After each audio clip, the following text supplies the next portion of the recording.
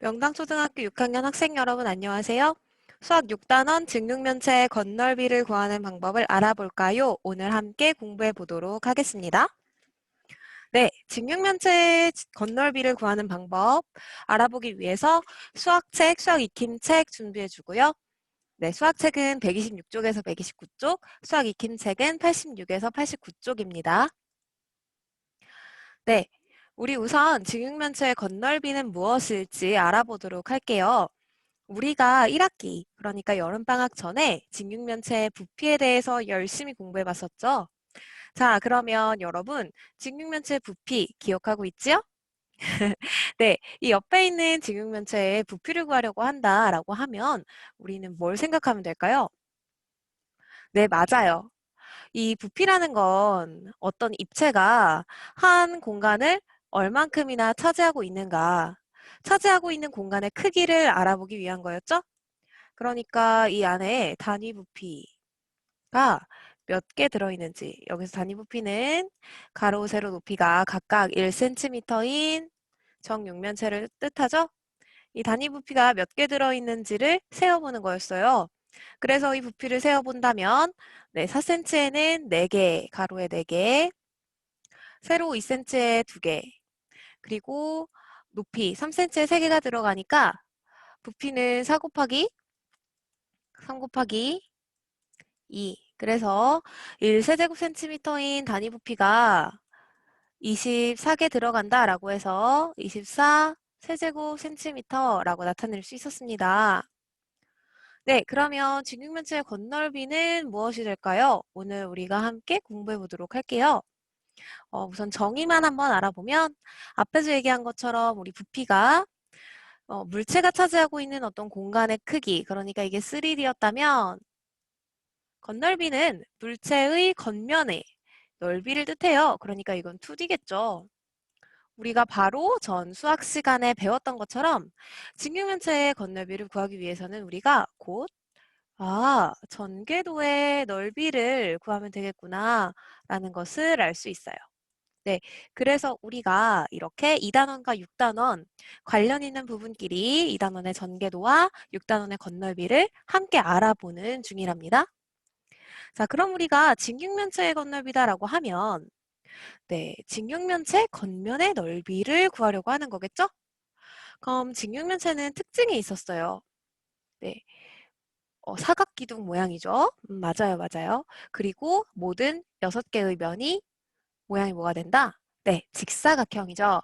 직사각형이 6개의 면을 이루는 입체 도형이 바로 직육면체였습니다. 자, 그럼 우리 직육면체의 전개도를 생각을 하면서 이 건널비 구해보도록 할게요. 자, 우리 수학책 127쪽의 2번 문제 여러분이 스스로 풀어볼 거고요. 지금 선생님이랑 같이 할 때는 수학 익힘책 86에서 87쪽 요걸 준비를 하고 함께 들어보도록 해요. 지금 86쪽의 1번 문제입니다. 건널비를 구하는 데는 여러 가지 방법이 있어요. 앞에서 말했듯이 건널비는 직육면체 겉면의 넓이입니다. 자, 이걸 구하는 여러 가지 방법, 세 가지 방법이 있는데 각각 어떤 방법이 있는지 함께 읽어볼까요? 자, 먼저 첫 번째 방법, 시작! 6면의 넓이의 합. 네, 두 번째, 합동인 성질을 이용하기. 세 번째, 옆면과 두 밑면의 넓이의 합. 이렇게 세 가지 방법이 있어요. 자, 선생님이 지금부터 하나 각각의 방법을 자세히 설명을 해줄 테니까 이거 잘 듣고 여러분 입힘책 문제는 선생님이랑 지금 같이 풀어볼 거고요. 이거 끝나고 나면 이 건널비 구하는 여러 가지 방법을 익히고 나면 여러분이 수학책 127쪽의 2번 문제 스스로 풀어볼 겁니다. 자, 지금부터 시작할게요. 자, 집중해서 들어주세요. 먼저 첫 번째 방법, 6면의 넓이의 합으로 구하는 방법이에요. 자, 아까 봤던 그 직육면체를 전궤도로 나타내어 보니까 이런 모양이 되었어요. 지금 보면 면이 6개가 나와 있죠? 가나, 다라, 마, 바. 그러면 우리가 6면의 넓이의 합이니까 가의 넓이 구하고 나의 넓이 구하고 다, 라, 마, 곱하 각각의 넓이를 다 구한 다음에 요거를 하나하나 더해주는 방법이 바로 첫 번째 방법입니다. 이렇게 해서 넓이를 한번 구한다면 어떻게 구할 수 있나요? 네, 가의 넓이 가로 곱하기 세로 해서 여기다가 적어주고 또 나의 넓이 가로 곱하기 세로 해서 여기에 넣어주고 이런 방식으로 하나하나 넣어주는 거예요. 그럼 다는 3cm 곱하기 7cm니까 요만큼 또 넣어주고 라의 넓이도 3cm 곱하기 7cm 여기다가 넣어주고 마의 넓이 3cm 곱하기 5cm죠? 3cm 곱하기 5cm 넣어주고 바의 넓이 3cm 곱하기 5cm 다 넣어주는 요렇게 구하는 방법이에요. 자, 숫자로 한번 볼까요? 숫자로 보면 가로 곱하기 세로 다 구해줬어요. 그럼 이걸 또 계산하면 이렇게 35 더하기 35 더하기 21 더하기 21 더하기 15 더하기 15 이렇게 해서 암산하면 142 제곱센티미터가 나오게 되겠죠? 자, 지금 이 방법 여러분이 생각할 때 편리한가요? 선생님이 생각할 때 이 방법은 나중에 나오는 두 가지 방법과 비교해 보면 알겠지만 가장 효율적이지 못한 방법이에요. 왜냐하면 우리가 6개의 면을 각각 다 구하고 그걸 또 한 번씩 다 더해야 하니까 계산을 할 때 조금 네, 귀찮을 수가 있죠. 자, 그럼 두 번째 방법 한번 알아볼게요. 두 번째 방법은 합동의 성질을 이용하는 거예요. 자, 직육면체의 전개도를 잘 보면 합동인 면이 있어요. 어떤 면이 서로 합동인가요? 그렇죠. 서로 마주보는 면이 합동입니다.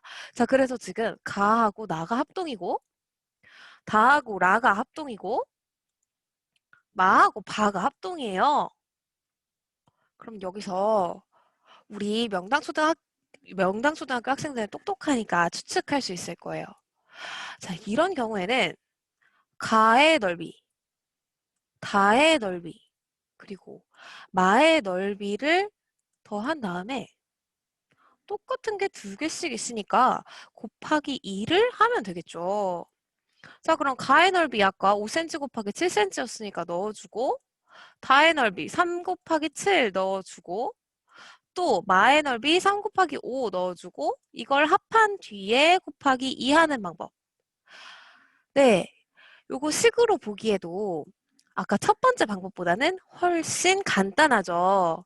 자, 이렇게 우리가 마주보는 면이 합동이다라는 이 성질을 이용해서 훨씬 간단하게 건널비를 구할 수 있었어요.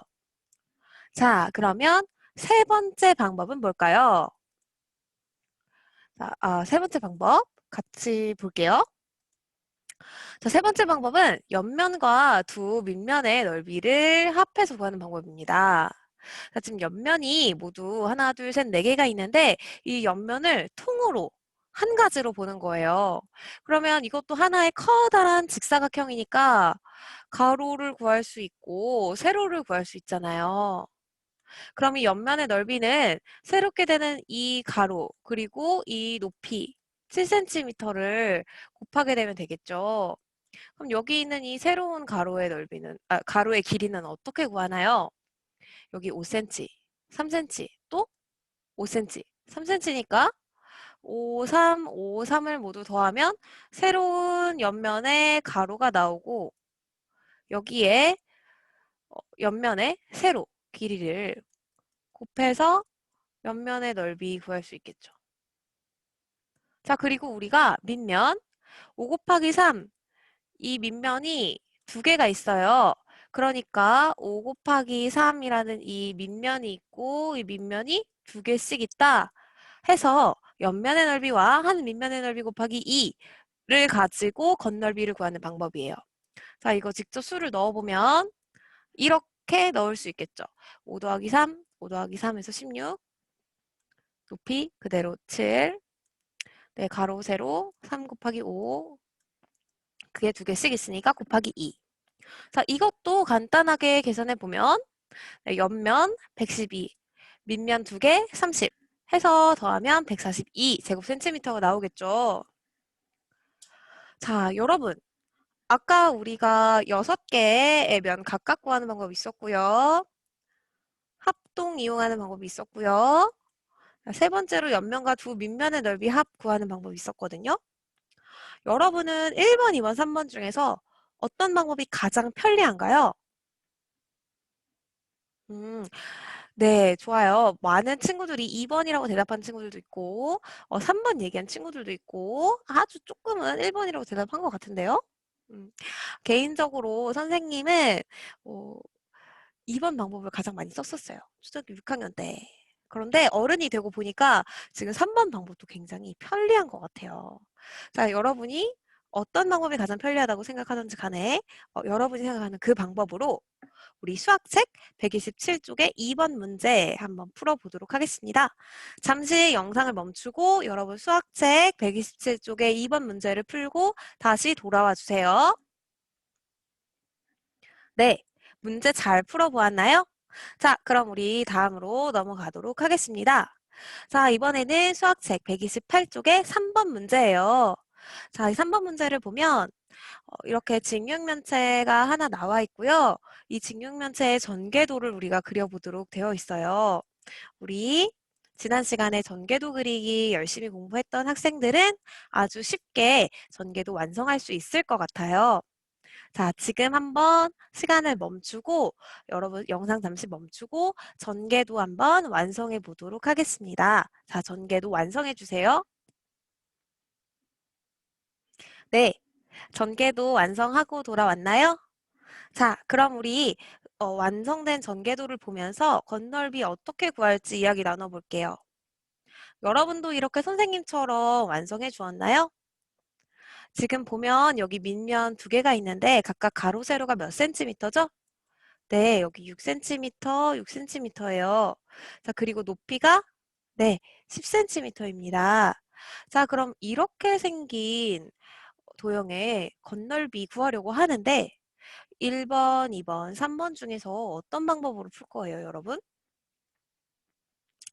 자, 6면의 합으로 구하려면 각각의 면을 다 구해서 6번 더하면 되겠고요. 합동을 이용하는 방법은 여기서 조금 특이할 수 있어요. 자, 여기서는요. 밑면하고 합동인 게 하나 있고요. 또 지금 세모로 표시한 이 옆면 똑같은 게 하나, 둘, 셋, 네 개 모양이죠. 왜냐하면 여기 밑면이 지금 정사각형이기 때문에 서로 마주보는 합동인 것들이 서로 또 한 번 더 합동이 되어 버렸어요. 그래서 이 경우에는 합동을 이용하는 것도 굉장히 편리할 것 같아요. 자, 2번 방법으로 만약에 풀어본다 하면 네, 밑면 곱하기 2 하고 그리고 이 세모를 구한 다음에 곱하기 4를 해서 두 개를 더해주면 되겠죠? 그러면 밑면은 66에 36이고요. 그리고 세모의 넓이는 6 곱하기 10이니까 60. 36 곱하기 2니까 여기는 72 더하기 6, 4, 24, 240. 그래서 이것을 모두 더하면 312 제곱센티미터가 나오겠죠. 자, 만약에 3번 방법을 활용한다면 어떻게 될까요? 옆면 커다란 옆면. 네, 새롭게 생긴 가로의 길이가 6cm 4개로 이루어져 있으니까 24에 높이 10 곱해주고 여기에 더하는 거죠. 밑면 6 곱하기 6 해서 36짜리 밑면이 두 개가 있다. 이렇게 식을 세우고 계산하면 240 더하기 72니까 네, 312 제곱센티미터가 나옵니다. 네, 여러분도 이렇게 풀어볼 수 있겠죠? 자, 선생님이랑 같이 이렇게 풀어봤는데 여러분 영상 멈추고 128쪽 3번에 한번 정리를 해보세요. 자, 그러면 우리 정리해 보았나요? 좋습니다. 자, 그러면 우리 수학책 129쪽 4번 문제 한번 풀어볼게요. 정육면체의 건널비를 구해보는 문제입니다. 이번엔 직육면체가 아니라 정육면체죠. 정육면체는 정사각형 6개로 이루어진 입체 도형이 정육면체입니다. 자, 그럼 여러분, 여기서 물어보는 것처럼 정육면체에는 모양과 크기가 같은 면이 몇 개 있나요? 그렇죠. 6개 있죠. 그러면 아까 합동을 이용한다고 한다면 한 개의 면을 구하고 이 면과 똑같은 것이 6개 있으니까 한 면의 넓이에다가 곱하기 6을 해주면 되겠죠? 자, 이렇게 모두 다 합동이니까요. 한 면의 넓이 구하고 이거를 곱하기 6 해주면 되겠죠? 그럼 한 모서리의 길이 곱하기 한 모서리의 길이가 면 한 개를 구하는 거니까 2 곱하기 2 하고 이것이 똑같은 것이 6개 있으니까 곱하기 6 이렇게 구할 수 있겠다. 네, 여러분 지금 수학책 129쪽에 선생님이 설명한 내용 한번 스스로 정리해 보세요. 영상 잠시 멈추고 정리하는 시간 주도록 할게요. 네. 자, 지금 선생님이랑 오늘 건널비란 무엇인지, 그리고 건널비를 구하는 다양한 방법 배워보았고, 마지막으로 정육면체 건널비 구하기까지 공부해봤어요. 자, 여러분에게 필요한 건 지금 공부한 내용을 문제를 풀면서 내 것으로 만드는 것에 있어요. 그래서 여러분이 문제 같이 풀어보면서 스스로 다시 한 번 더 오늘 공부한 내용 자신의 것으로 만들어 보세요. 그리고 문제를 풀다가 어려운 부분이 있다면 건널비 구하는 여러 가지 방법 3가지 설명했던 거 있죠? 자, 그거를 보면서 여러분 다시 복습해 보도록 해요. 자, 선생님이 여러분 숙제 중에서 아마 이 문제를 가장 어려워하지 않을까 싶은 수학 익힘책 88쪽 4번 문제 가져왔어요. 이거 같이 조금 풀어보면서 오늘 공부한 내용 함께 정리해 보도록 하겠습니다. 자, 오른쪽에 있는 이 직육면체 건널비가 160제곱센티미터라고 해요. 자, 그러면 이 직육면체의 건널비를 구했는데 과연 높이는 몇 센티미터일까? 이것이 문제의 질문입니다. 자, 그러면 우리 건널비를 구할 때 어떤 방법으로 구할 수 있었나요? 그쵸? 우리가 밑면 따로 구하고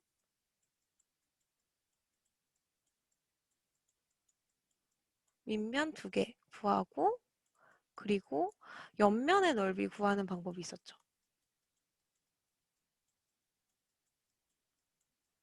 이렇게 구했더니 160제곱센티미터가 되었다는 거죠.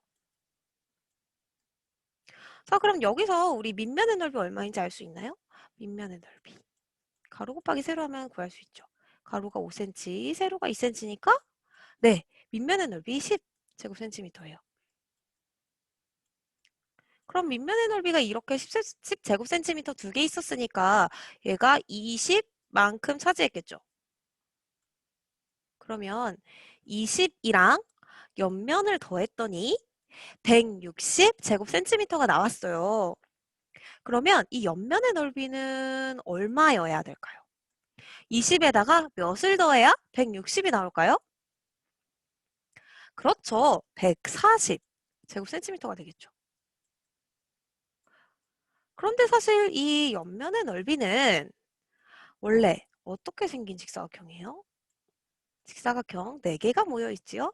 지금 선생님은 삐뚤빼뚤하지만 여러분이 어, 삐뚤빼뚤하지 않게 봐주길 바래요. 지금 선생님이 요거 그림을 조금 다시 그려볼게요.